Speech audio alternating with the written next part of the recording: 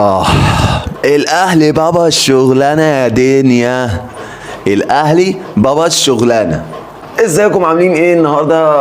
احب ابارك للنادي الاهلي علشان بجد احنا بابا الشغلانه. مقدرناش ان احنا نخسر على نفس الارض في نفس البطوله من نفس الفريق مرتين ورا بعض. فعرفناكم ان السنه اللي فاتت خدتوها بالظلم والسنه دي كنت هتاخدوها بالظلم، بس لولا ان ربنا ما بيحبش الظلم عوضنا بالبطوله دي.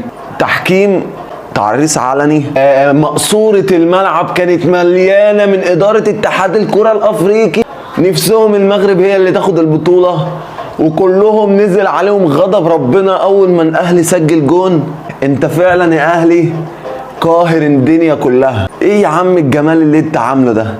إيه العظمة اللي عملتها في كازابلانكا دي؟ أنت شفت سكات 70,000 مشجع في الملعب وشوف كم مليون.